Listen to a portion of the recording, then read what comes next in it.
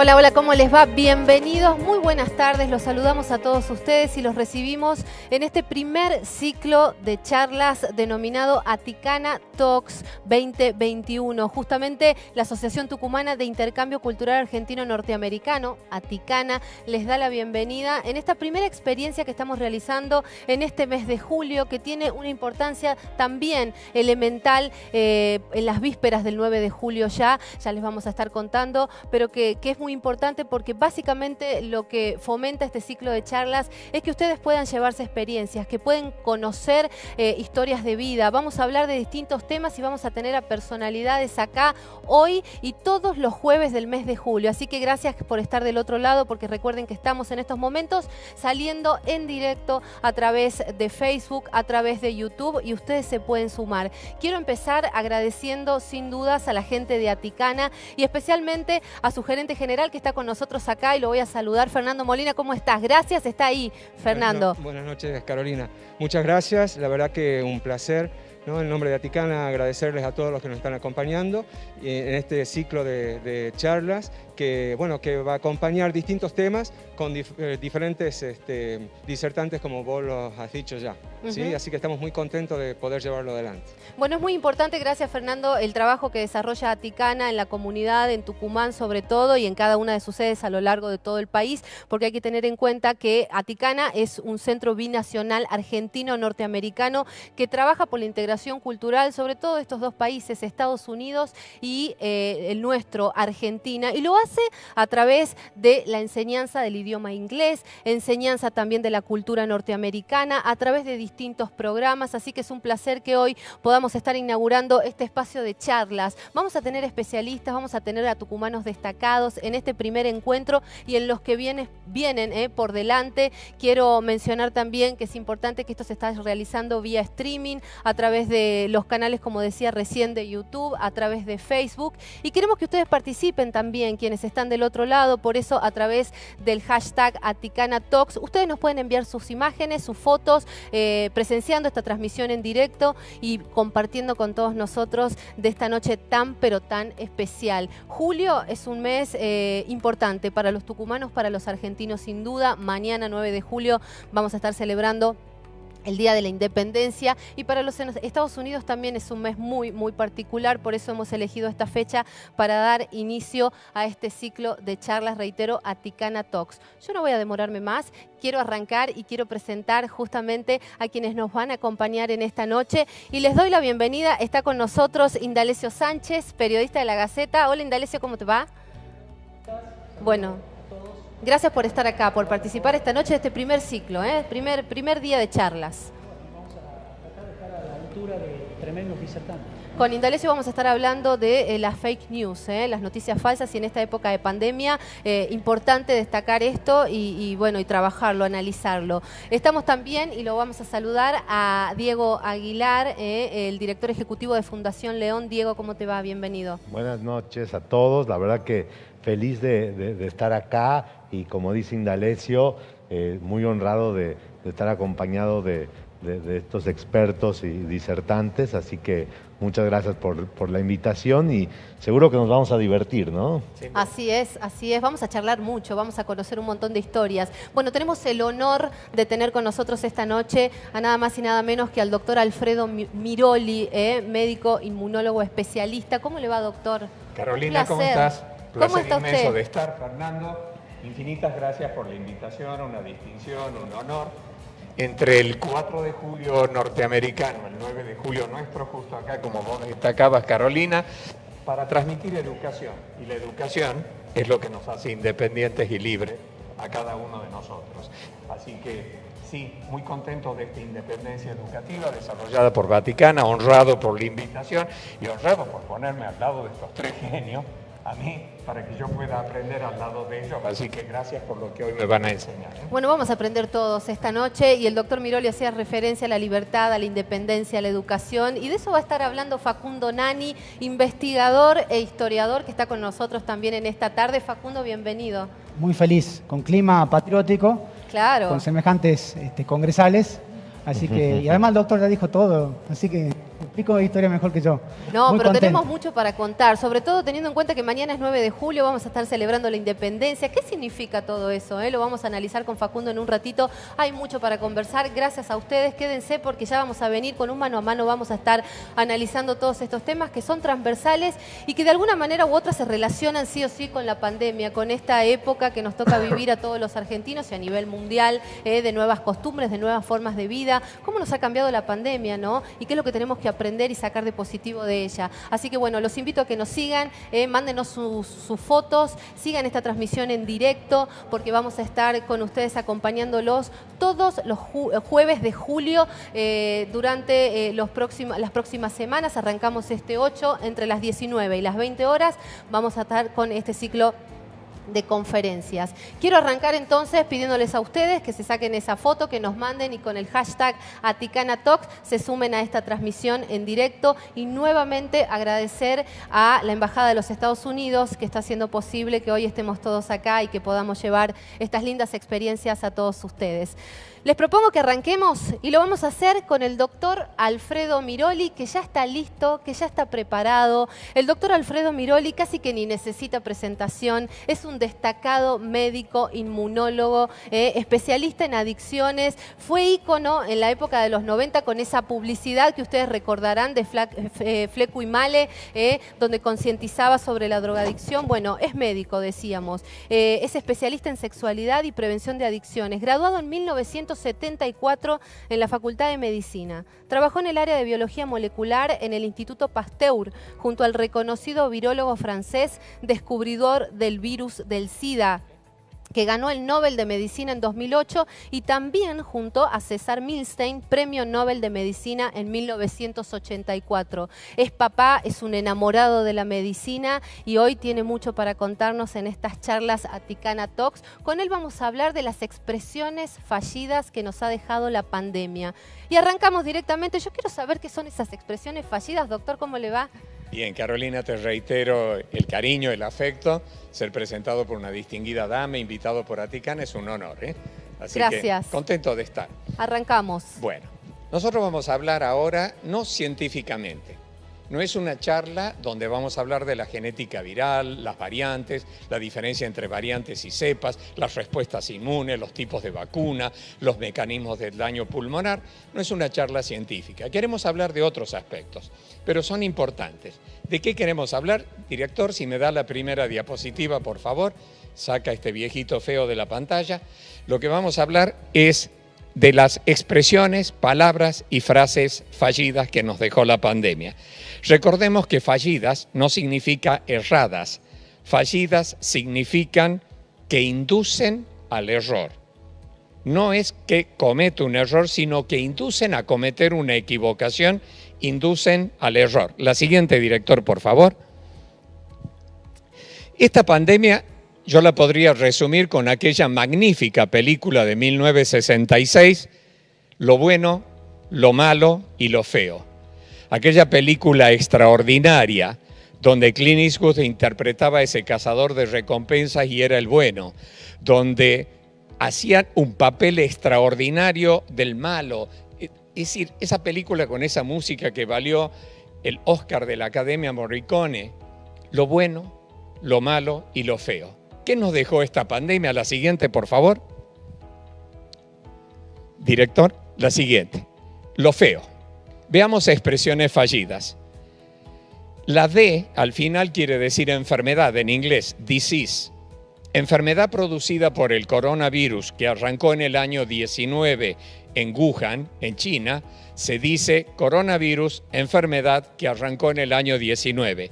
La enfermedad COVID-19 que se transmitió por todo el mundo como una pandemia. No existe ningún virus que se llame COVID-19. Expresión fallida. El COVID-19. Me infecté con el COVID-19. Me voy a hacer un análisis para ver si tengo el COVID-19. Nadie tiene el COVID-19 porque no existe ese virus. Tenemos el SARS coronavirus 2. Ese coronavirus 2 que produce un síndrome agudo respiratorio y severo, generando una enfermedad pandémica que es la COVID-19.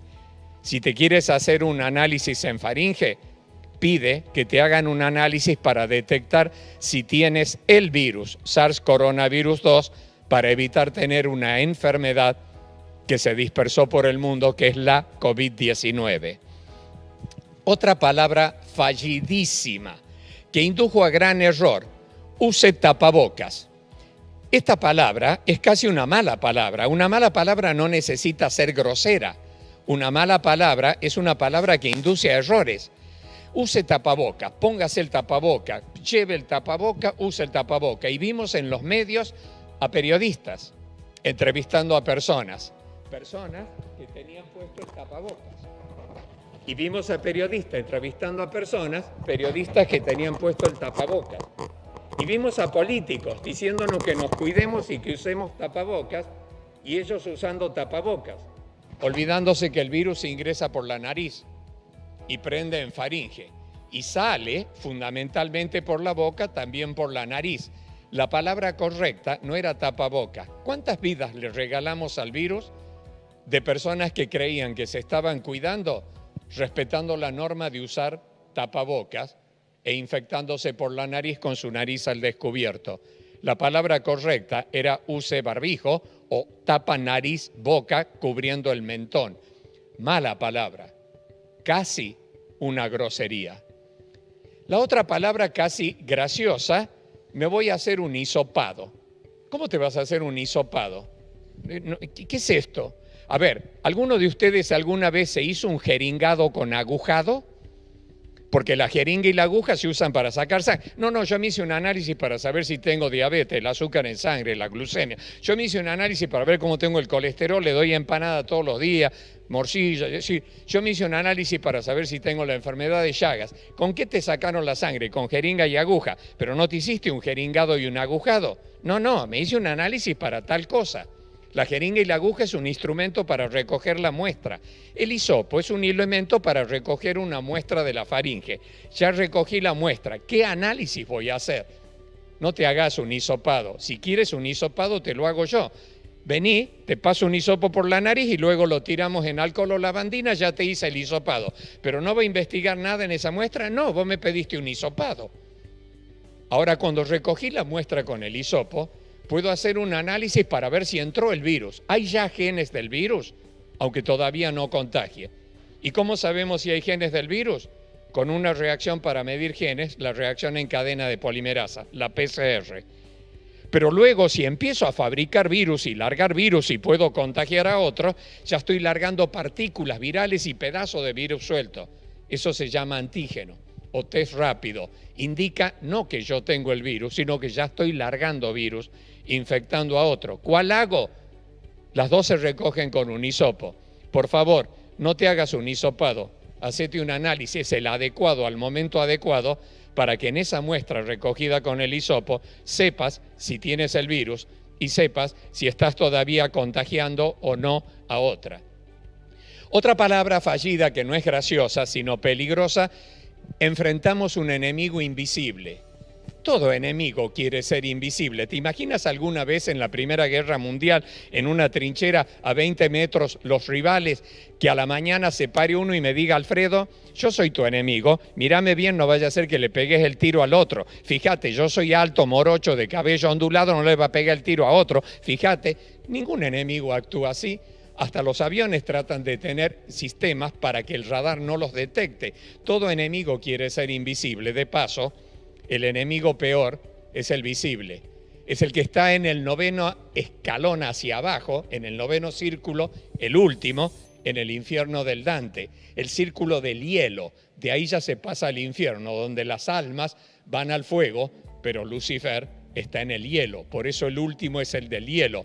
¿Y a quién está reservado el 9º círculo, el inferior? ¿Al proxeneta? No. ¿Al corrupto? No. ¿Al pródigo, al que gasta los bienes ajenos para quedar él bien y que le agradezcan a él usando los bienes ajenos? No. ¿Al avaro? No. Al traidor, al que te soba el lomo, al que te abraza, al que te acaricia, al Judas, a Cayo Bruto, a los que te clavan el puñal por la espalda. El peor enemigo es el visible. Y este virus no es invisible, es invisible a nuestros ojos, pero al microscopio electrónico inventado por un ruso que le valió el premio Nobel, en el año 1931, ya podemos verlo con microscopio electrónico y todos han visto fotos, dibujitos, esquemas del virus. No es un enemigo invisible, es visible, no a nuestros ojos, pero es un enemigo conocido por la ciencia y sabemos cómo cuidarnos o no de él. Otra frase peligrosa, que a mí me la hallo como esas frases muy fallidas, es el uso del T. Cuídate, aislate, protegete, encerrate, usá barbijo, lavate las manos. ¿Por qué yo? ¿Y vos no? ¿Por qué te y no nos? ¿Por qué lo imperativo y no lo solidario? ¿Por qué la prevención debe ser nuestra y no tuya? Vimos a muchas personas que nos dijeron desde su autoridad que teníamos que hacer esto, esto y aquello para cuidarnos y después aparecieron infectados ellos. ¿Qué les llovió desde el cielo? Y vimos algo peor, una frase peor que siempre se usa pero que acá se popularizó a niveles casi torpes. La gente. La gente no nos entiende. Hablamos, pero la gente no nos comprende. La gente no hace lo que le indicamos. Claro, como vos sos marciano, no sos gente. Yo soy la gente. Vos eres la gente, nosotros somos la gente. No existe la gente, existimos las personas. Y dentro de esas personas estamos todos nosotros. Nosotros a veces no comprendemos.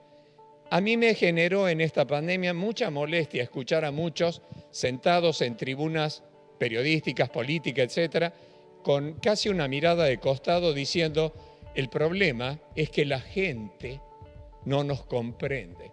Ah, ¿qué hace, genio? ¿Por qué la gente? Si somos nosotros. Nosotros a veces cometemos errores. Todos somos eso que llaman la gente. La siguiente, por favor. Esto fue lo feo. Lo malo, no lo feo. Seguimos con la película Lo feo, lo malo y lo bueno. Lo malo. Hubo una frase mala. El virus no viene a nosotros. Nosotros vamos a buscarlo. Conclusión, somos todos suicidas o todos atorrantes que estamos buscando infectarnos para luego llevarle el virus a las demás personas y transformarnos en bombas víricas de tiempo, granadas de virus para todos lados. Nosotros vamos a buscarlo. No, nosotros no vamos a buscarlo. Nosotros cometemos errores como humanos que somos y esos errores, a veces por desconocimiento, a veces por torpeza, pueden llevar a un desenlace no querido, que es infectarnos, pero no vamos a buscarlo. Y vamos a buscarlo generó otra indicación peligrosísima, otra fallida que induce a error. Si usted conoce a alguien que tiene el virus, denuncie. Si usted conoce a alguien que comete situaciones de riesgo, denuncie. Les aclaro algo, en medicina no existen enfermedades para denunciar, no existen enfermedades de denuncia obligatoria, existen enfermedades de comunicación obligatoria, porque un padeciente, un sufriente, lo que nosotros llamamos el paciente, que no viene de quien tiene paciencia, sino de quien sufre padeciencia, es un padeciente. Un paciente no es alguien para denunciar, es alguien para ayudar, abrazar, para proteger, para tratar. Si vos conoces a alguien que puede tener el virus, comunícalo. Si ves que cometió una situación de riesgo, comunícalo, para que vayan y lo asistan, para que lo ayuden, para que lo cuiden, para que salven su vida, para que evite infectar a su familia y al mismo tiempo, si esa persona es ayudada, salvada, querida, protegida, evitas también que sin querer disperse el virus en la comunidad. Pero la frase nosotros vamos a buscarlo y cuando conoce a alguien denuncie, aumentó entre nosotros las grietas y levantó entre nosotros nuevos muros y pusimos muros a los países para que no vengan los pestosos de afuera y pusimos muros en la frontera de las provincias para que no vengan los pestosos argentinos de otra provincia y pusimos alambrado en las puertas de las villas para que no vengan los pestosos de las otras villas y tal vez pongamos ahora muros para que no venga el de la vereda del frente o el de la casa de al lado. No es así. Ya hay frases muy conocidas, frases de grandes científicos, como científicos diciendo, ya hemos levantado demasiados muros entre nosotros, lo que no hemos hecho es construir suficientes puentes entre nosotros. ¿Qué cosa? Tratamientos milagreros. Que usa desinfectantes. ¿Saben? El virus fuera del cuerpo muere fácil. ¿Sabe cómo muere el virus fuera del cuerpo? Con calor. Si lo hago hervir, alguien podría decir, ¡qué bueno! ¿Sabe lo que se me ocurrió? Hagamos hervir a los pacientes, así le matamos el virus. El problema es que se muere el paciente. El virus muere afuera con lavandina. A alguien se le podría ocurrir y hablar en una red social diciendo, ¡qué bueno! Tomemos 10 litros de lavandina. No, que el virus se va a morir, no hay duda. El paciente también se va a morir. Hay cosas que son para matar el virus fuera del cuerpo, pero no adentro. Dióxido de cloro es un gran desinfectante de las aguas, pero no es para tomar. Pero estos tratamientos milagreros que surgieron, haciendo que muchas personas se intoxiquen por esas comunicaciones, esas expresiones fallidas. Y finalmente, quiero hacer notar algo, este virus tuvo aliados. No lo tuvo ningún otro virus en la historia de la virología y de la medicina mundial. Un aliado poderosísimo, poderosísimo. Se llama redes sociales. Este virus se encontró en las redes sociales una corriente de opinología que generó gran confusión. Y uno encuentra personas que dicen, doctor, esta vacuna no sirve, yo no me voy a vacunar, mire que me voy a morir, mire que me va a producir esto, mire que aquello, o mire que voy a hacer esto, que no me quiero vacunar, o que yo me voy a tomar tal remedio. Y uno le dice, ¿dónde lo leyó? En Nature, Science, The New England Journal of Medicine, The Lancet. No, me llegó por Instagram. Me llegó por WhatsApp, me llegó por Facebook. ¿Y quién lo dijo? ¿Qué científico? ¿En qué revista internacional? No, una amiga mía que se le ocurrió a ella y lo dispersan en las redes y esto le permitió al virus dispersarse más allá de su capacidad infectiva. Y los medios masivos de información también, saturando, que ahora hay 6 muertos en Hungría, 4 en Budapest, 3 en Bangladesh y ahora hay 7 y hay 127.428, pero y a la tarde hay que cambiar la cifra y al rato después la cifra y después todos los días tapa de los diarios con el coronavirus, y a lo sumo página segunda y todos los días. Claro, fue una tarea cómoda, sobresaturar. Ahora, a vos te gusta una película. Yo en el canal que vos ves te pongo la película y a la tarde la película y a la noche la película y a la mañana la película y es lo único. Algo voy a lograr, que nunca jamás en tu vida quieras que nadie te muestre esa película. Una forma que tenemos de disuadir hacia ver un tema es sobresaturar y saturar con ese tema.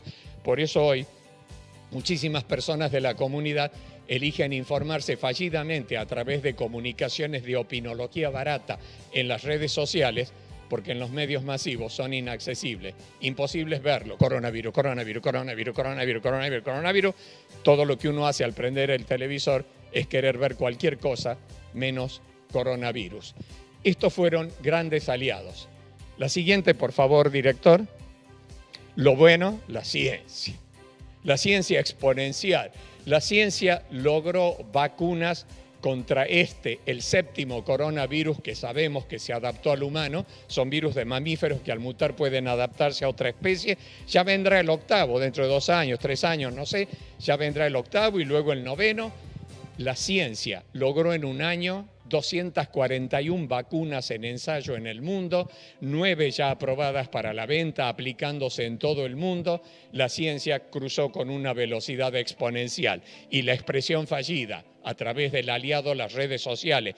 Estas vacunas, ¿cómo van a servir? Si antes las vacunas tardaban por lo menos 10 o 20 años, ahora en un año ya las sacaron, esto no está ensayado. Seguro que nos quieren envenenar, seguro que quieren hacer ensayo con nosotros. Mire, para esto le voy a contar algo.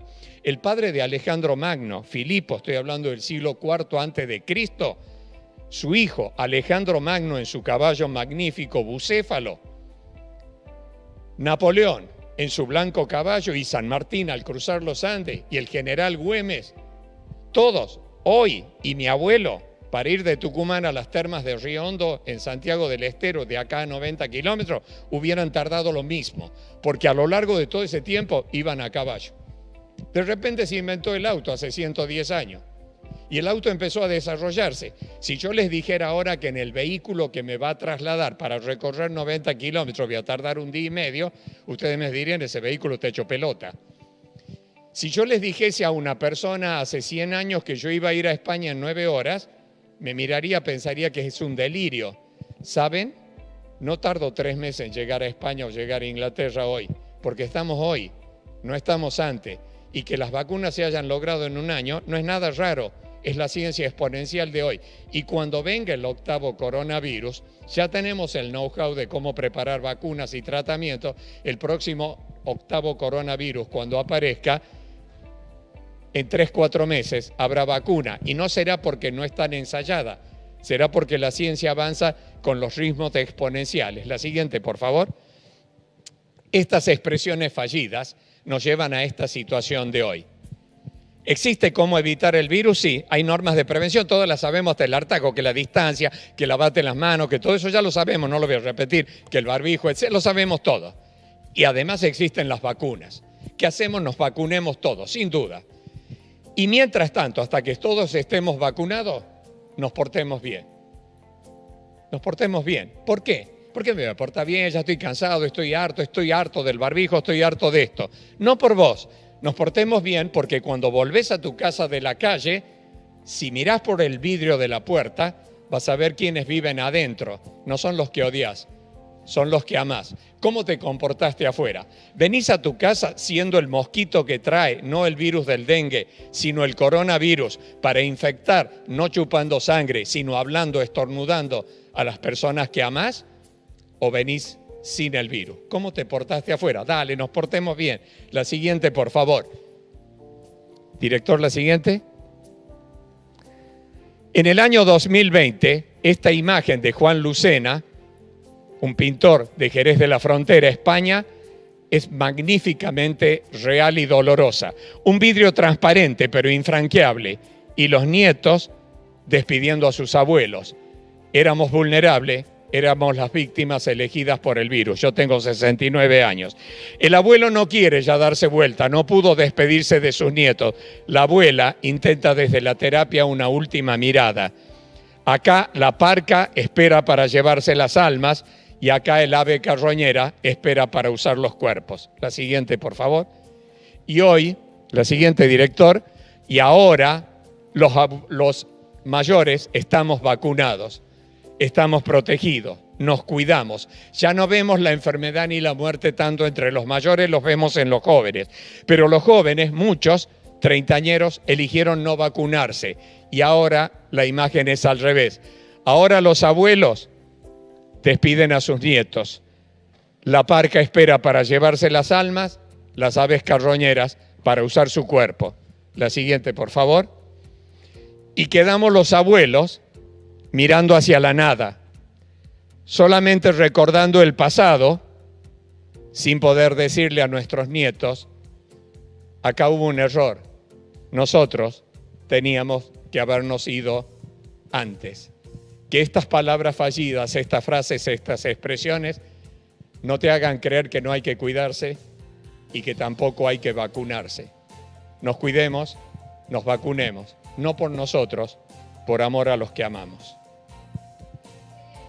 Excelente el doctor Alfredo Miró. Yo me voy a acercar. ¿Puedo ir caminando hasta ahí? Doctor, como siempre uno cuando lo escucha al doctor Miroli se queda así como muy atento, muy concentrado, aprendiendo e incorporando cada uno de sus conocimientos, porque la verdad que en estos poquitos minutos que tuvimos, doctor, quedaron tan clarísimas estas malas palabras o expresiones fallidas. A mí me llamó mucho la atención dos cosas, ¿no? Primero, esto que usted decía de esta cuestión imperativa, ¿no? Cuando se habla o cuando se le habla a las personas en general sobre lo conveniente para hacer respecto del COVID y el poco efecto que eso genera en la población. Entonces, la pregunta es, ¿qué es lo que habría que cambiar, ¿no? Yo me acuerdo cuando usted allá en su época, con Fleco y Male, apostaba a esto de la seducción, de que los chicos entiendan el mensaje. Y hoy más o menos está, salvando todas las diferencias, está pasando algo parecido, ¿no? Así es, Carolina, la educación requiere emoción, si no es información. Sí. Cuando vos trabajás en la Gaceta tan brillantemente como la haces y en la Gaceta Play, podés todos los días dar una noticia diferente. Estás en un medio masivo y podés informar. Pero la educación, la formación, requiere el impacto emotivo, sí, requiere revolver adentro para agitar, para sacudir. Y esto tiene que hacerse de una manera compartida, donde uno se vuelve compinche del educando y el educador. Hay que compinchar, hay que tratar de compartir, de enriquecernos juntos. Por eso la palabra es nos. A mí lo que me molesta, te digo que hay una cosa que a mí me saca de casillas, es el té. Cuídate, hace esto como que él fuera como viviera en el Olimpo, esa persona. Sí. Pero además me molesta mucho, y en esta pandemia lo potenció, esa expresión muy común que es, sí, nosotros indicamos, pero la gente no nos hace caso. La gente... Bueno, y eso le pregunto, ¿tiene mucho que ver con esta decisión finalmente, no decisión, pero quizá esa duda que hay en general en algunos sectores de que están reticentes a recibir la vacuna? No, hay información falsa alrededor de las vacunas. Pero el mensaje que transmiten los gobiernos, los funcionarios, la forma en que lo emiten, ¿eso también impacta de alguna manera? Claro. Sí, yo me imagino que puede ser un combo, ¿no? ¿Te imaginas que si al vacunarte, si desarrollás la inmunidad, no te salvaste vos, sino que estás salvando además a aquellos que quieres, a aquellos que amas? ¿A quién abrazas? ¿Con quién estás todo el día a menos de 2 metros? ¿En qué lugar no podés estar todo el día con el barbijo? En tu casa. ¿Te das cuenta que si te vacunas al llegar a tu casa, una vez que ya tenés la inmunidad, podés llegar a tu casa y decirle a tu familia, no les traigo el virus, ¿saben qué les traigo? La salud. ¿Y saben por qué? Porque los amo. Así es. Bueno, doctor, nos encantaría seguir conversando. Yo estoy segura que del otro lado hay un montón de preguntas. Nos quedamos cortitos con el tiempo, pero va a haber oportunidad. Sí, no es una charla científica, Carolina, es una charla de impacto pero eso es lo de bueno. las malas palabras. Pero claro, eso es lo sí. bueno. Yo creo que todos se llevaron un montón de conocimiento de esta conversación con usted, esta exposición, así que le agradecemos muchísimo por haber estado acá en este primer encuentro de Aticana Talks 2021. Y bueno, vamos a estar con otras entrevistas seguramente más adelante, doctor. Un placer como siempre. Muchísimas gracias. Gracias a vos, Carolina, gracias a Aticana. Me quedo a aprender de mis compañeros oradores. Exacto. Bueno, nosotros vamos a seguir con más charlas. Recordarles a ustedes que sigan compartiendo con nosotros esa transmisión en directo. Vamos a estar hasta las 8 de la noche, seguramente un poquito más, conversando porque nos quedan todavía varios oradores. Y le vamos a dar la bienvenida, recién lo presentábamos hace un ratito, a Diego Aguilar, que es el director ejecutivo de Fundación León. Diego Aguilar no es tucumano, pero se siente casi un tucumano. Él nació en la Ciudad de México, se considera tucumano, como les contaba yo. Llegó a la provincia cuando tenía 20 y tantos, ya le vamos a preguntar cuántos años, porque quiso ser diplomático. Estudió psicología en la Universidad Nacional de Tucumán, se recibió pero no ejerce como psicólogo en el consultorio. Es director ejecutivo de la Fundación León desde el año 2013 y estudió máster en género y especialidad en gerontología. Diego se considera familiero, le encanta cocinar, comer, pero mucho más viajar. Y hoy está con nosotros acá en este primer ciclo de charlas Aticana Talks 2021 para hablar de cooperación internacional y de la importancia que tienen las organizaciones de la sociedad civil en nuestro país y sobre todo acá en Tucumán. Y él lo conoce mucho. Diego, ¿cómo estás? ¿Cómo estás, Caro? Bienvenido. Muy contento de estar acá, la verdad, y muy agradecido, como dije antes, a Aticana por habernos invitado y, bueno, entusiasmado de hablar sobre este tema que es tan importante y por ahí no todo el mundo lo conoce, que es la cooperación internacional. Claro, porque cuando uno dice cooperación internacional, obviamente se imagina los grandes países cooperando con los países más pobres o menos favorecidos quizá, ¿no? Pero hay más allá de todo esto, Así ¿no? es, por supuesto. A ver, la cooperación internacional creo que influye en todas nuestras vidas y está en todos los países, ¿no? De hecho, lo que estamos haciendo hoy acá es algo de cooperación internacional, claro, porque sabemos que nos apoya la Embajada de Estados Unidos, lo cual es muy importante. Pero justamente lo que tiene lo más importante de la cooperación internacional, el espíritu de la cooperación internacional, es la hermandad entre los pueblos. Ese es el concepto central del que me gustaría hablar hoy, ¿no?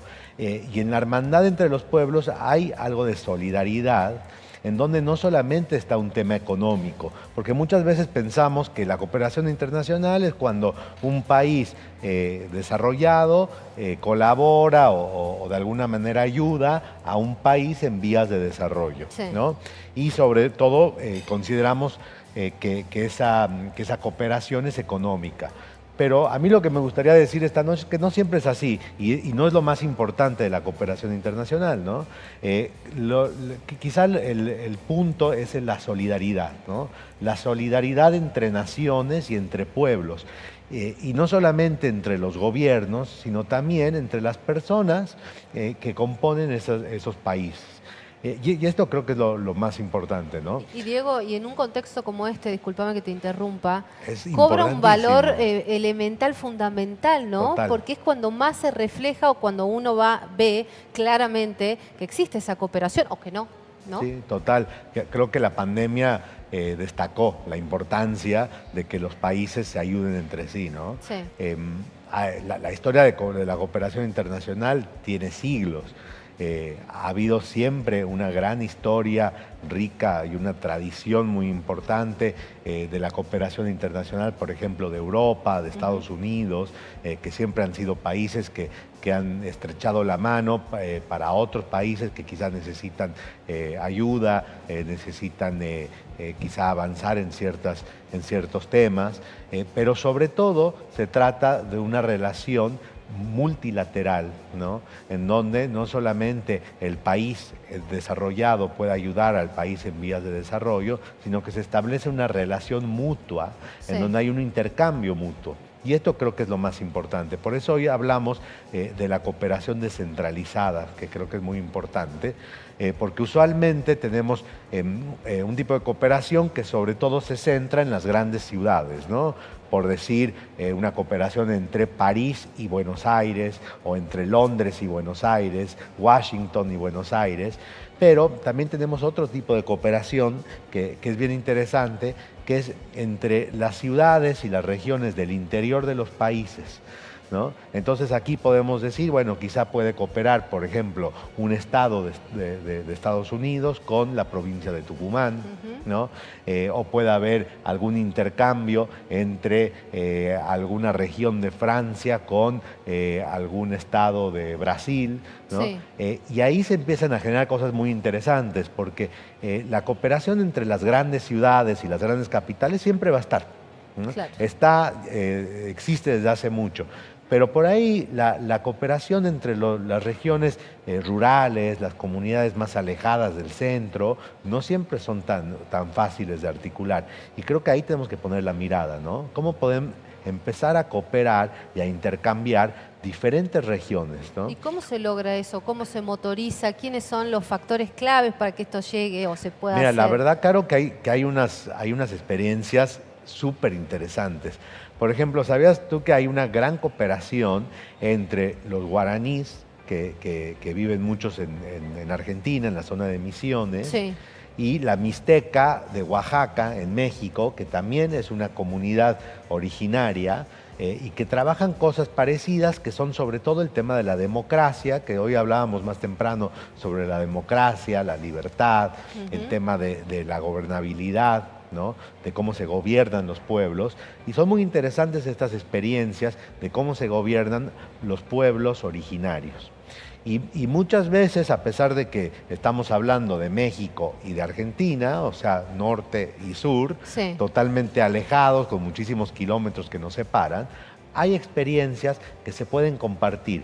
Y a este punto voy, la cooperación no solamente es cooperación económica, sino que también podemos hablar de cooperación de conocimientos, de buenas prácticas, de recursos que no son solamente económicos, sino también humanos, de ideas, de diferentes temas que podemos ayudarnos para poder de alguna manera crecer como países, y también que crezca nuestra democracia, ¿no?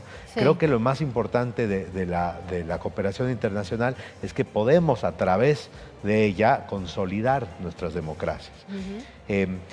Y por último también te quería contar que hay otro tipo de cooperación que me parece también súper interesante, que es la cooperación sur-sur. Ajá. ¿De qué Esa, se trata? me encanta la cooperación sur-sur.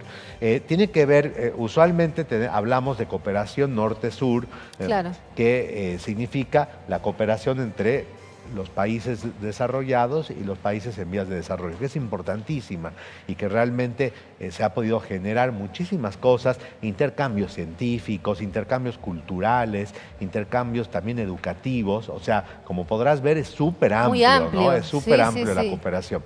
Pero la cooperación sur-sur es interesante también porque es entre países del sur global, que se llama.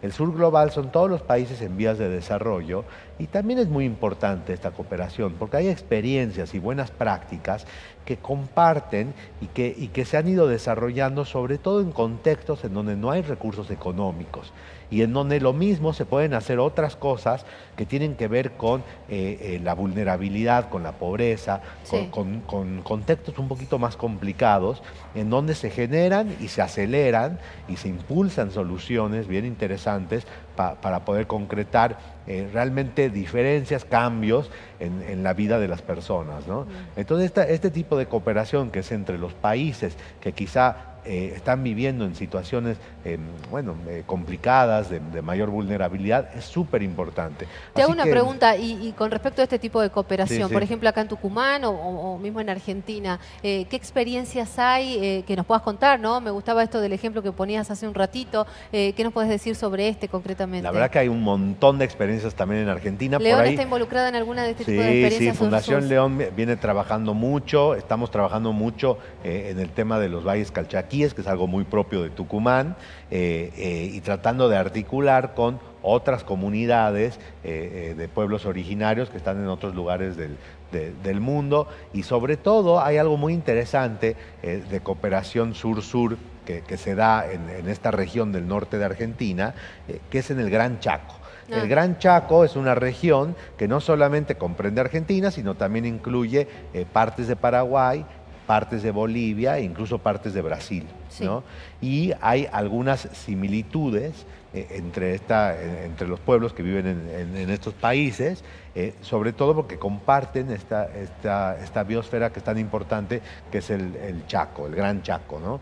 Y la verdad que ahí se viene haciendo un trabajo de cooperación internacional entre los diferentes países súper interesantes. Y como verás, son países todos que están incluidos en el sur global, o sea Sí. que es una cooperación sur-sur, no incluye las grandes capitales, las grandes ciudades, o sea que es una cooperación descentralizada, Ajá. ¿no? Y es una cooperación que realmente hace un cambio en donde los protagonistas, y esto creo que es lo más importante y con esto quiero cerrar, el protagonista de una buena cooperación siempre son las personas, Bien. ¿no? Es un protagonismo centrado en los pueblos, en las personas que viven el día a día en esas comunidades, ¿no? Y te hago una pregunta ahí, Diego, porque hace poquito acá justamente Fundación León trabajaba mucho el rol de las organizaciones de Así la es. sociedad civil. Así En este es. caso en particular, ¿qué participación tienen dentro de este tipo de trabajo de cooperación, no? Bueno, creo que es lo más importante, ¿no? Son protagonistas las organizaciones de la sociedad civil. Porque son las que están en el terreno, ¿no? Porque son las que están en el terreno y porque la sociedad civil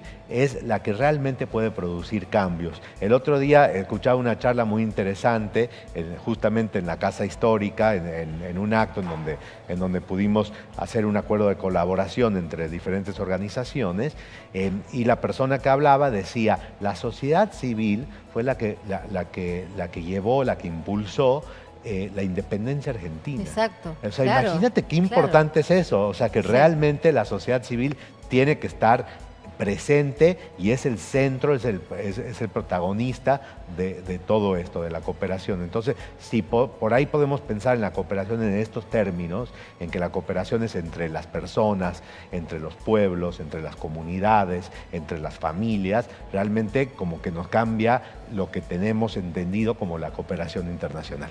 Bueno, Diego, un placer escucharte y conocer un poquito más sobre Fundación León, que desarrolla también una gran cantidad de programas y actividades acá en nuestra provincia, que sería bueno por ahí que lo mencionemos brevemente antes de cerrar esta charla. Sí, por supuesto, la verdad que es un gusto. Fundación León viene trabajando desde hace 18 años, trabajando justamente estos temas de cooperación entre comunidades, entre personas, para poder erradicar la pobreza extrema en la provincia de Tucumán. De hecho, crearon un observatorio de la pobreza, ¿no? Tenemos un observatorio de la pobreza que está funcionando muy bien, que estamos dando un montón de charlas virtuales, bueno, pudiendo llegar a mucha gente. Este año tenemos programado llegar a 1.800 familias de la provincia de Tucumán que la están pasando mal por el tema de la pandemia, con una oferta programática, la verdad que muy linda, y con mucho trabajo en red, porque eso creo que es muy importante. Clave, y ¿no? tiene que ver con la cooperación. Mucho trabajo en red. Uno de nuestros grandes socios estratégicos, y siempre trabajamos con ellos, son el equipo increíble de Aticana y por supuesto la Embajada de Estados Unidos, que también nos acompaña en un montón de proyectos. Así que bueno, feliz. Bueno, Feliz de estar muchísimas acá. gracias, muchísimas gracias. Nos encantó escuchar a Diego Aguilar, mexicano, tucumano ya. Claro, ¿no? Argenmex, como Argenmex. dicen. ¿Hace cuánto que estás O, en Tucumán ya? Mextucu. 20 años. 20 años. 20 años. Llegué en el 2001, un año complicado para Argentina, pero bueno, resistí y estoy acá, 2021 y sigo acá. Y así te que, quedaste. La con verdad los que muy tucumanos. contento y realmente es mi segundo hogar. Bueno, me encanta. Gracias, Diego. Nosotros vamos a seguir con estas charlas. Recuerden ustedes que estamos compartiendo este primer ciclo de Aticana Talks 2021, donde estamos conversando y compartiendo con todos ustedes. La verdad que experiencias muy lindas, muy enriquecedoras, conversando con especialistas, charlando con expertos. Y así va a ser de esta manera todos los jueves durante el mes de julio, porque lo importante es poder llevarles a ustedes este tipo de conocimientos, estas experiencias que a través de la trayectoria o del trabajo de cada una de las personas que nos van a visitar acá por estos estudios en directo, ustedes van a tener la posibilidad de conocerlo. Estamos en un mes central, importantísimo, julio. Mañana es 9 de julio y lo vamos a celebrar los tucumanos, y por eso vamos con este tema a dar pie a nuestro siguiente invitado, a nuestro siguiente entrevistado, que es nada más y nada menos que el historiador Facundo Nani. Él es investigador y ha trabajado vastamente justo en este tema. Es licenciado en Historia, doctor en Ciencias Sociales de la Universidad Nacional de Tucumán. Obtuvo becas de organismos como CONICET, como la Universidad de Alemania, como la Universidad en París, la Jagellónica también en Polonia. Ha realizado en estos países estancias de investigación sobre historia de las revoluciones durante el siglo XIX. Además se desempeña como docente en la Universidad Nacional de Tucumán. Ha escrito libros. Tiene un currículum muy extenso. Libros como, por ejemplo, Los tiempos del Congreso en 1816 e Historias de Tafí Viejo. Y también escribió artículos de historia argentina en revistas especializadas nacionales e internacionales. Y hoy está con nosotros justamente Facundo Nani para conversar respecto de este 9 de julio y de las emociones patrióticas. Facundo, ¿cómo estás? Muy bien, Carolina. Bueno, emocionado estoy. Emocionado, ya que estamos diciendo que estamos emocionados todos y vamos a hablar de emociones. Es que sí, el 9 de julio tiene un poco de eso, lo decía ¿no? el doctor Miroli, aprovechando la confluencia de especialistas con Diego, Claro. con Indalecio, después mío. Me gusta que la educación, la salud, la cultura, la identidad van de la mano. Y yo creo que la emoción entra, así que está muy bien porque... Y la patria son acontecimientos políticos, o sea, digamos, hay el 9 de julio... Tenemos para hablar largo y tendido con estas lindas imágenes, pero es decir, es una fecha para mí, por un lado para pensarla, una cosa sesuda, reflexionarla y ver el frente original de Ángel Paganelli y repasar datos y procesos y causas, pero también, no sé si a vos te pasa, se siente la patria, o sea, entra, desde que sos chiquito, Claro. entra por los sentidos, las banderas, los símbolos, y tenemos en Tucumán un símbolo que no simboliza solo la tucumanidad, simboliza la nación, y es uno... Tal vez el museo más visitado, bueno, sacarle la pandemia, ya explicó el doctor, pero el museo más emblemático del país, sí, se articula con el Cabildo de Buenos Aires, con el Museo Histórico Nacional, pero en un tiempo sin pandemia, 20.000 personas en julio, seguro, y así.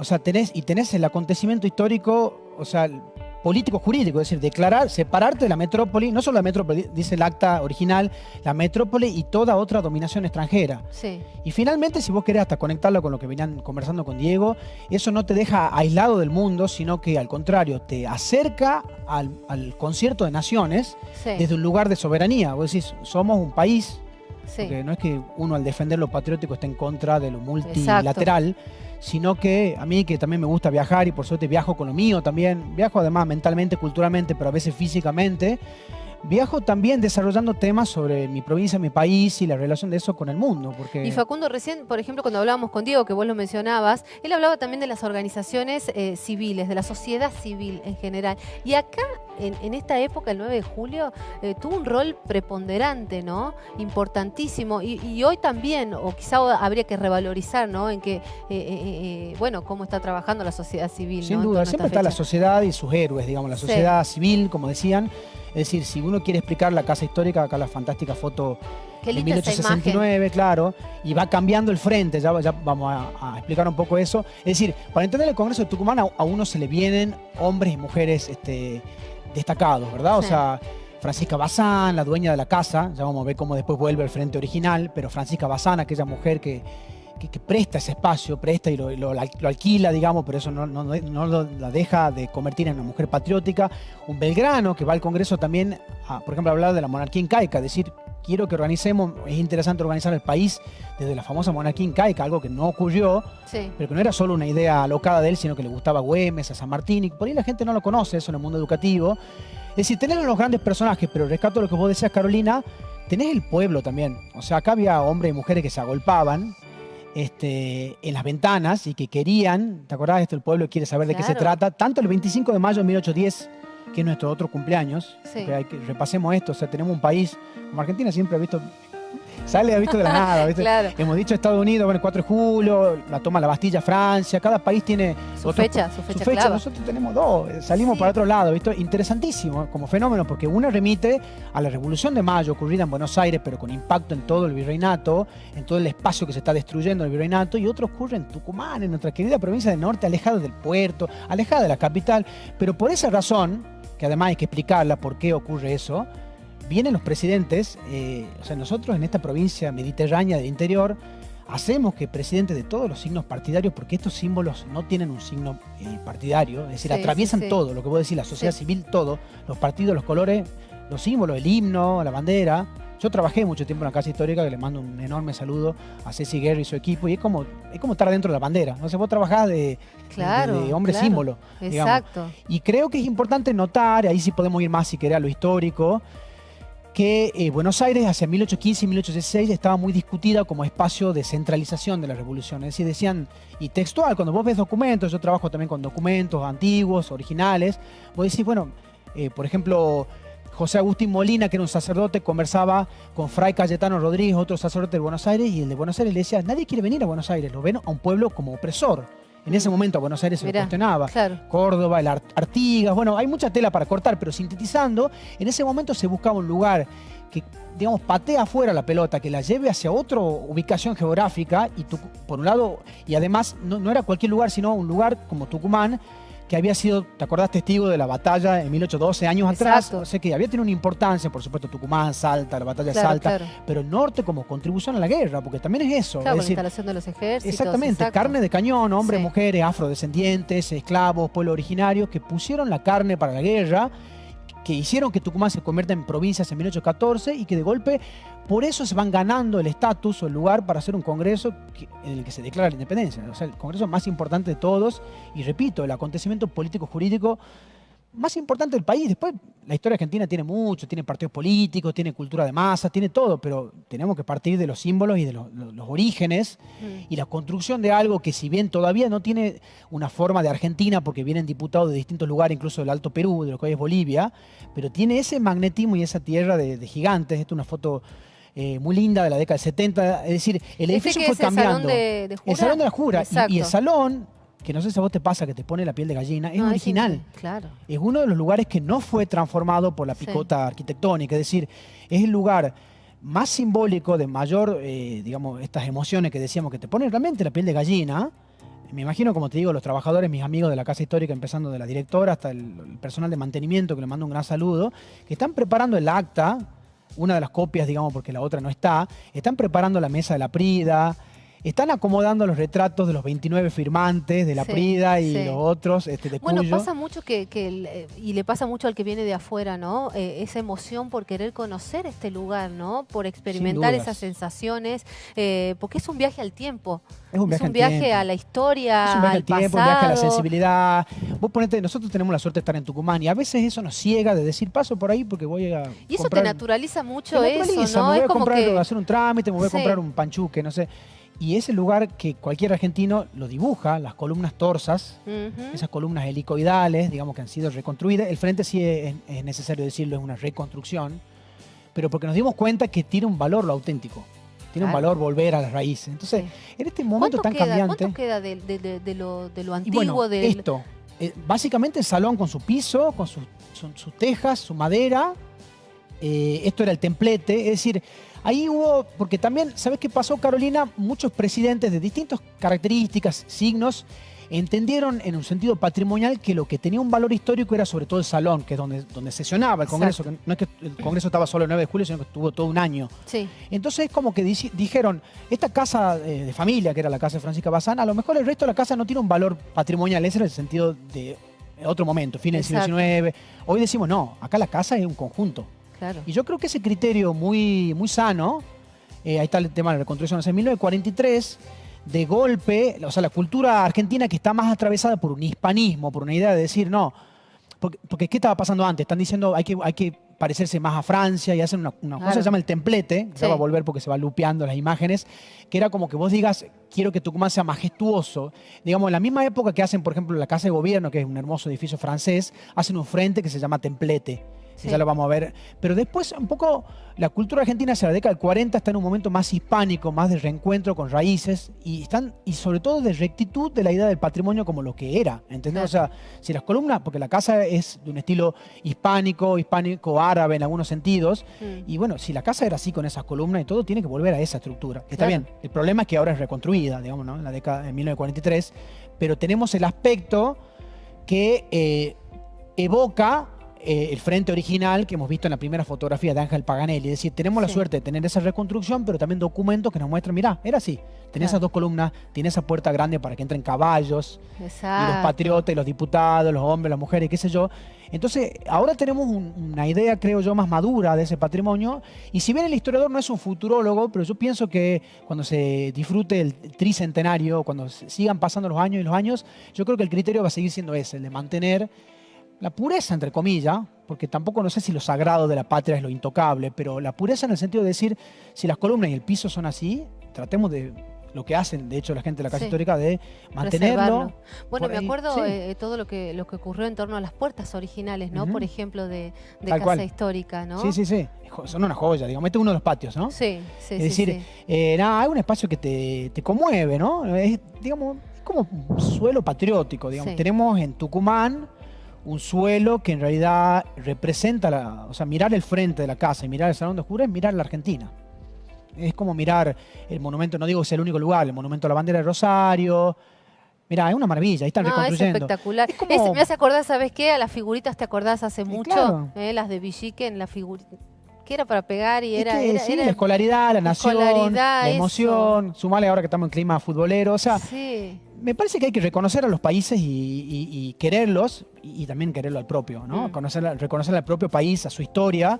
Aunque no se dedican a la historia, yo no le digo que se dedique la gente a la historia, para eso estamos, la gente que eligió ese camino, ¿no? Yo enseño y todo lo que vos leíste un poco en el currículum, quédense tranquilos que los que trabajamos en distintas áreas, no solo historia, patrimonio, cultura, sociología, difusión de este conocimiento, universidades, escuelas, bueno, tratamos de hacer algo de esto, ¿no? De decir, bueno, esto es lo que los niños dibujan, mirá eso. Bueno, mira, yo te quería preguntar, ¿no? Porque, bueno, vos mencionabas que Argentina, saliéndose un poquito de la norma, tenía estas dos fechas patrias históricas tan importantes, destacadas, como el 25 de mayo, 9 de julio, y esto trae mucho el tema de las efemérides, ¿no? Porque uno se acuerda y quizás revaloriza todo lo que pasó en la historia gracias a ese momento, ¿no? ¿Qué te dice a vos, como historiador, la efeméride? Porque para uno es una fecha. Ahora se está revalorizando. En el momento, no sé si te pasaba ahora como qué aburrido y qué sé yo. Claro, decís efeméride y sí. Remito de vuelta al doctor Miroli, hablando de otro. Él habló del conocimiento y la emoción, creo que dijo. O sea, la efeméride es información, acontecimiento o fecha más emoción.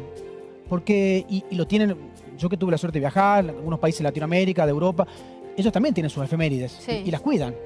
Cuidemos nosotros las nuestras también, o sea, y todas, ¿no? Algunas remiten a acontecimientos del pasado más dolorosos, pensemos en el 24 de marzo, y también hay que recordar. Algunas remiten al 12 de octubre, acontecimientos complejos, ¿no? La conquista de América, difíciles de enseñar, de comunicar. Todas tienen una carga emotiva. Esta es una carga hermosa, ¿no? Había conflictos y diferencias, pero finalmente declaran la independencia, es majestuoso.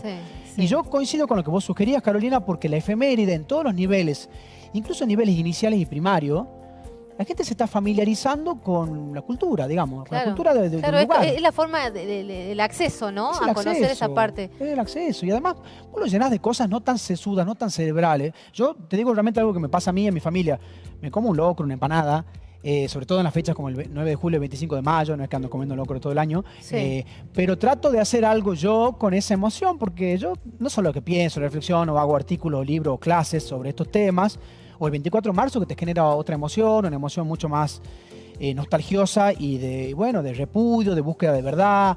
Es decir, la efeméride viene a interpelar a la sociedad civil, que es un concepto que ya mencionaron, y a la vez cambia por las demandas de la sociedad, lo de Güemes. O sea, la efeméride de golpe se van sumando, porque la sociedad civil te dice, bueno, ¿y ahora qué pasa? Y yo quiero saber sobre las mujeres, y las mujeres en la historia, o yo quiero rescatar la huella afrodescendiente. Y la efeméride por ahí va empujando, porque no es que es una cosa estática. De golpe por ahí... Claro, tiene que ver mucho con la evolución, ¿no? De la sociedad misma, de las personas en general, las etapas, las edades distintas. Tal cual. Ahora me da la impresión de que estas son medio inmovibles, ¿no? Me imagino la generación de los hijos, no sé, de nosotros que digan, esta ya no me parece tan relevante, creo que la vamos a sacar del calendario escolar.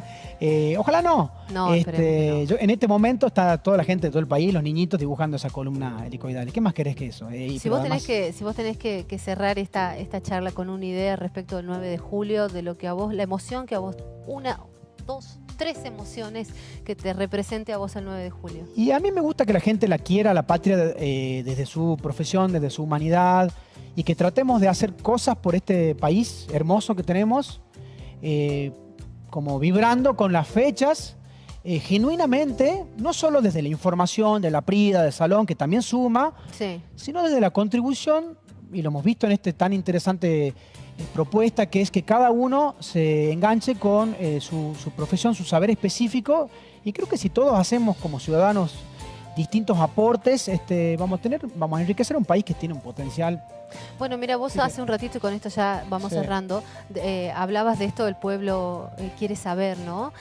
Y siempre que hay fechas patrias, históricas de este tipo, uno pone como en tela de juicio cuán patriotas somos los argentinos, que los próceres eran los de antes, el valor y el significado simbólico que tenían, sus hazañas, sus logros, la misma declaración de la independencia. Si vos tenés que trazar un paralelismo ahí y hablar de lo que pasa hoy, ¿qué nos decís de eso? Mirá, yo creo que también hay mucha gente, hombres y mujeres, que cuidan a la patria.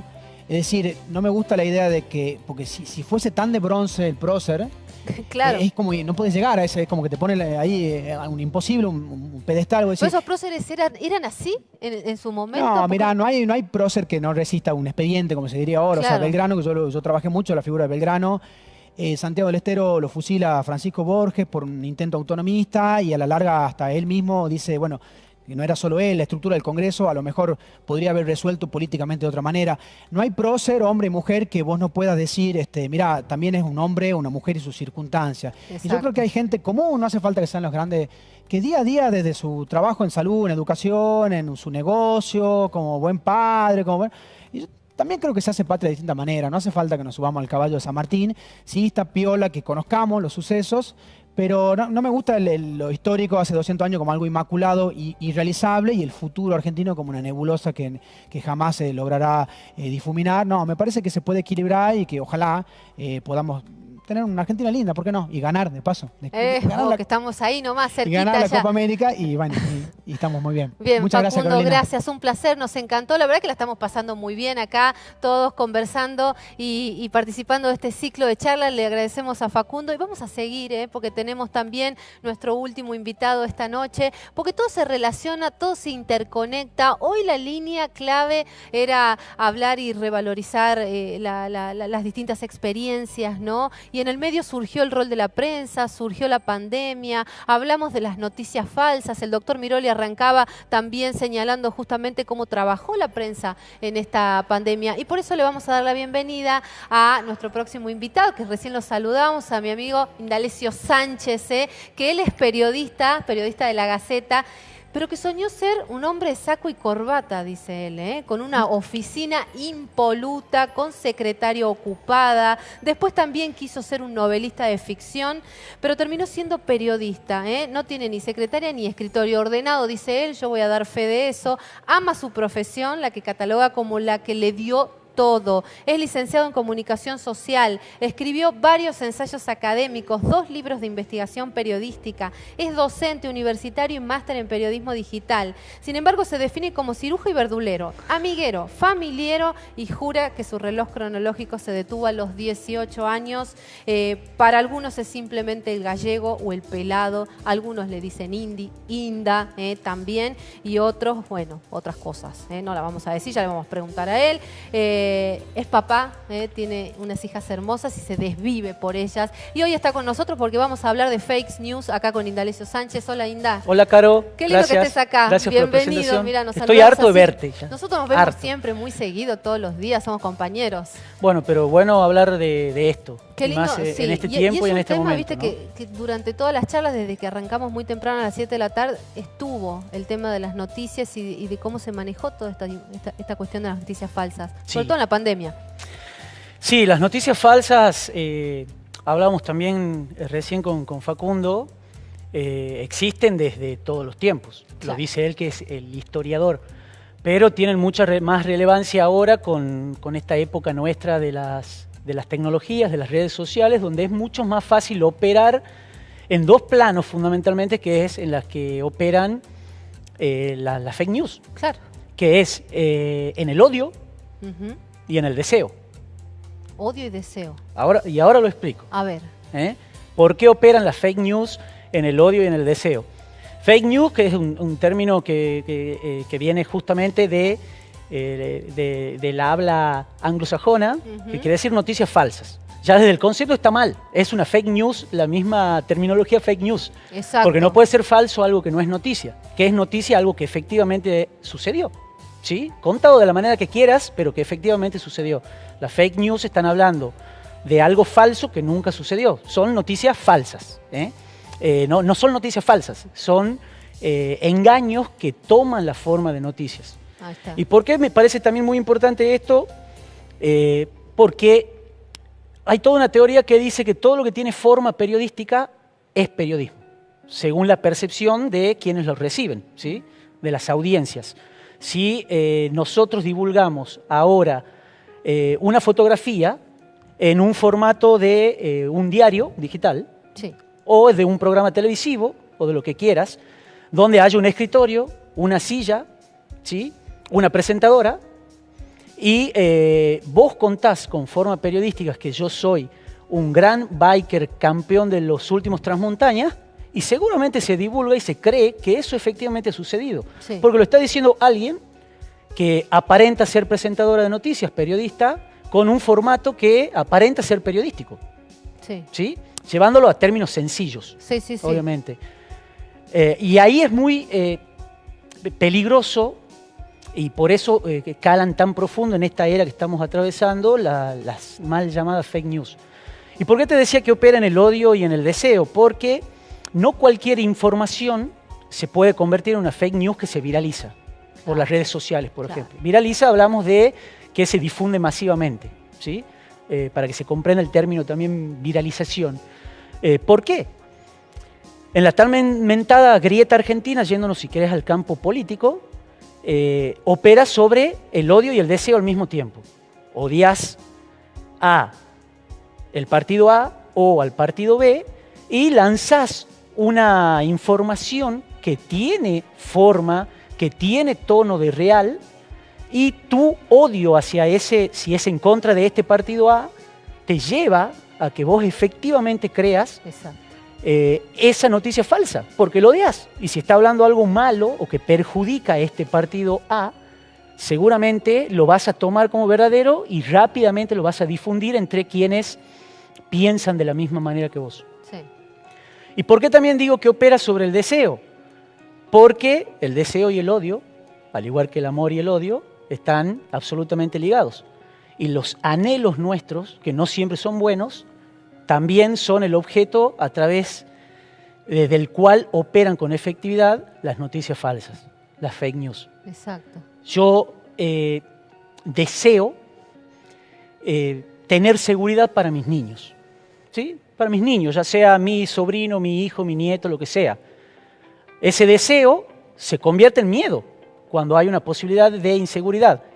Y acá aparece, por ejemplo, que opera una viejísima fake news, que sí, podemos ver esta gran imagen de la popular Traffic Blanca.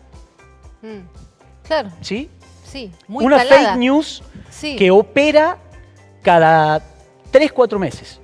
3 veces, 4 veces al año. Sí. La Con Traffic datos que Blanca. se van modificando, pero que siempre ¿Cuál es el gran mito de la traffic blanca? Cada cuánto a algunos de ustedes, a algunos de nosotros o a todos nos llegó por redes sociales o a nuestros grupos de WhatsApp, diversos ellos, la información de que hay una traffic blanca que se paró en la escuela X de tal localidad, que está controlando y sacándole fotos a nuestros niños y que se llevó a alguno.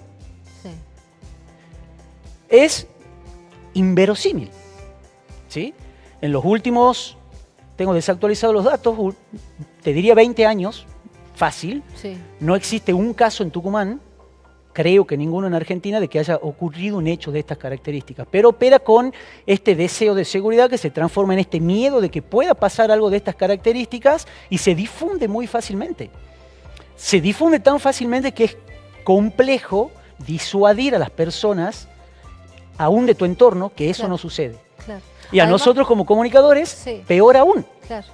porque se recibe el reclamo de un sector de la audiencia sobre por qué no difundimos este hecho tan peligroso que todo el mundo debe saberlo Sí. y nosotros lo estamos ocultando. Sí.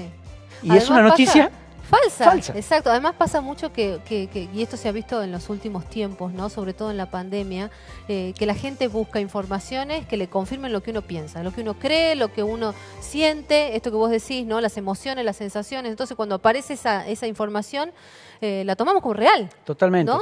Y ahí opera también otro gran factor que tiene que ver con esta era de las fake news, se relacionan directamente con este concepto también tan de moda ahora que es el de la posverdad. ¿Sí? Están absolutamente ligados y además con qué sentido y por qué. ¿Qué es la posverdad? Es agarrarte de un pedacito de realidad o de verdad, si querés, algo tan difuso y difícil de decir cuál es la verdad. ¿Qué es la verdad? ¿Sí? Exacto. Pero para llevarlo a términos un poco más concretos, un pedacito de un hecho que es verdadero para convertirlo en como si fuese algo que efectivamente ha sucedido. ¿Sí? Hay un estudio muy importante de una organización muy importante internacional que se llama Reverso, que acá en Argentina integran unos 150 medios de todo el país, que justamente se trata de chequear grandes fake news y segmentos o fragmentos de esta posverdad para justamente tratar de chequearlos, contrarrestar esos hechos y tratar de operar sobre una sociedad que cree que efectivamente eso sucedió. Un caso es el famoso ya hasta meme que se difunde en las redes sociales de Patricia Bullrich ebria, hablando ebria, ¿sí? Que estaba supuestamente esta dirigente política borracha. Eso no sucedió. ¿Tiene un halo de verdad? Lo tiene. Antes de ese discurso que había dado, había estado en una reunión donde había tomado una copa de vino y había tenido dificultades para manifestar su mensaje. Y la unión de esa foto con esa copa de vino más el mensaje posterior terminó siendo una verdad para gran parte de la sociedad que Patricia Bullrich es ebria. No tan solo que habló en esa oportunidad, sino que tiene problemas con la bebida. Claro, claro. Y no estoy hablando de ninguna cuestión ideológica y se transmite esto es un con ejemplo, personalidades pero, del exacto, kirchnerismo que también fueron víctimas tremendas de fake news o de noticias falsas. Y es muy difícil operar en el deseo y el odio de nosotros como usuarios. Porque queremos que eso sea de esa manera. Vos decís es muy difícil revertir Es muy difícil esa revertirlo. creencia. Una vez que llega la Está fake instalada. news, que se viraliza, uno la tiene, la comparte, y es muy difícil que uno crea lo contrario. Y esto tiene que ver con una gran teoría, y hablo de teoría, no estoy hablando de una cuestión periodística ni de gustos periodísticos, de un gran libro que escribió hace unos 20 años atrás también Miguel Wiñaski, que se llama La noticia deseada. Sí. Y ahí vemos esta gran imagen que quienes tenemos más años nos vamos a acordar de Alfredo Jabram.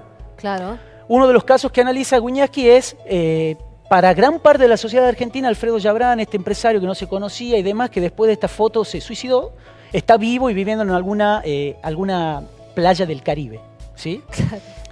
Y él da una serie de datos reales, con documentación y demás, que efectivamente Alfredo Jabram está muerto. Pero para gran parte de la sociedad, Alfredo Jabram está vivo. Y operan un montón de cuestiones que tienen que ver con los sentimientos, con el deseo de, o la incredulidad nuestra como sociedad de que un tipo poderoso, millonario, se suicide, decide quitarse la vida.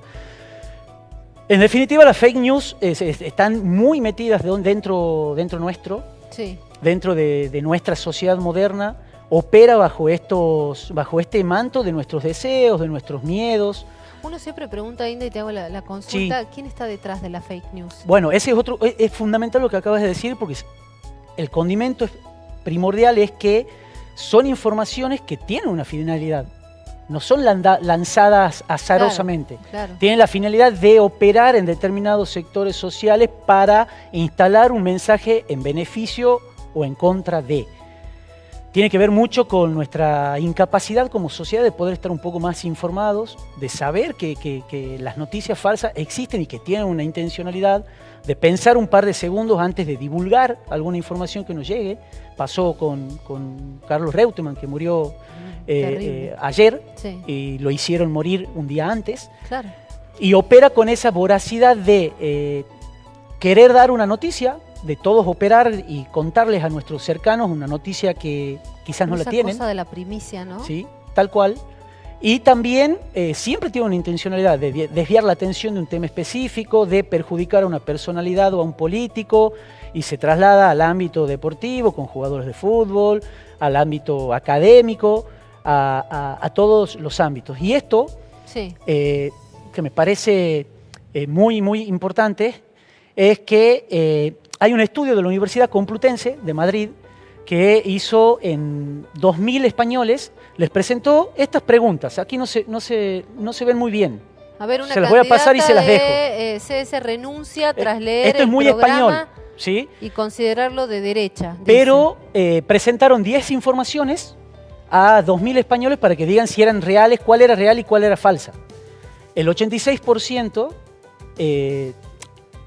puso como verdaderas todas las que eran falsas y viceversa. El 86%. ¿Por qué? Porque tienen forma periodística, son títulos que tienen una forma periodística, claro, que operan sobre cuestiones que tienen que ver con la identificación social, en este caso de los españoles, y que efectivamente estamos hablando de una de las naciones más avanzadas del mundo, de una potencia mundial como España, con gente de un nivel educativo elevado, y el 86% no podía distinguir una noticia real de una falsa. Y si crees que estamos en problemas, estamos en más problemas todavía. ¿Por qué? A ver. Porque ahora ya estamos entrando en la era donde quienes están acá detrás de cámara son las estrellas, que es de la deep fake. Deep fake. Claro. Deep de lo profundo. Sí, tranquilamente puede aparecer una Carolina Cervetto, que no es Carolina Cervetto, diciendo cosas que jamás Carolina Cervetto diría, con imagen y audio. Uno esas cosas las ve en las películas, no. Pero en Dalece vos me estás diciendo que pasa de verdad. Pasa de verdad.